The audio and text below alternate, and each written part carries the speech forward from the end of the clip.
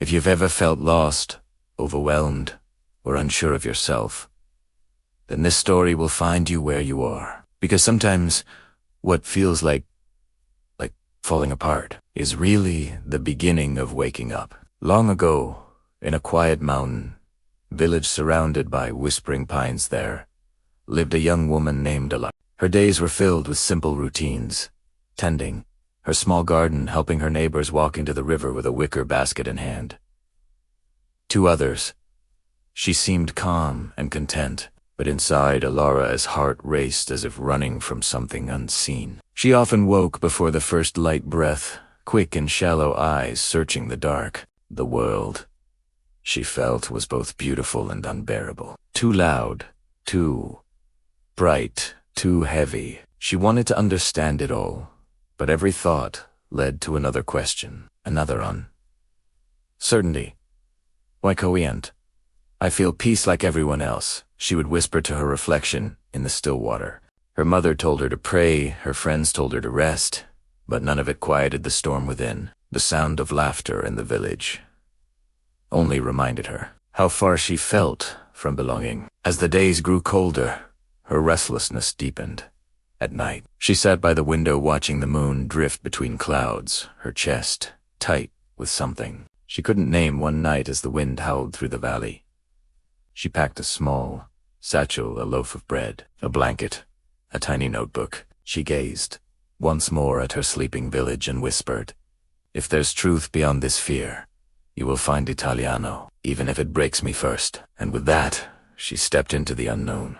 Alara's path led through valleys wrapped in mist and forests that whispered secrets. The first nights were the hardest. Each sound, a snapping twig, a distant howl, made her heart pound. She doubted herself constantly. What am I doing out here? She thought, what if I never find peace? But something deeper, quieter, kept her moving forward.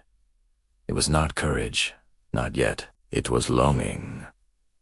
After many weary days, she reached a field of tall golden grass. The sun dipped low, setting the world aflame with orange light. There, beside a dying campfire, sat an old traveler wrapped in a tattered cloak. His hair was white as winter, his eyes sharp as stars. He greeted her with a nod, and she, desperate for warmth and company, sat beside him. They shared her bread in silence until Ira finally spoke. "I can't seem to stop feeling afraid. Even when nothing's wrong. My heart trembles, people say. I'm anxious, weak, maybe broken." The old man smiled faintly. "You are not broken," he said. "You are awakening. The tremble in your heart is the sound of your soul remembering who it is." Alara frowned. "Awakening. It feels more like drowning." "That's because you've mistaken the storm for the sea," he replied. "You think you're being swallowed, but really, you're learning how to breathe underwater." The fire crackled softly between them. His words confused her, but they also soothed her, as if some part of her had been waiting to hear them. For the next few days, Alara traveled with the old man. He taught her to listen, not to the noise of her mind, but to the rhythm beneath it when her thoughts raced. He told her, "Let them pass like clouds. You are the sky, not the storm." One night, they camped beneath a vast sky freckled with stars. Alara asked, "Will this fear ever end?"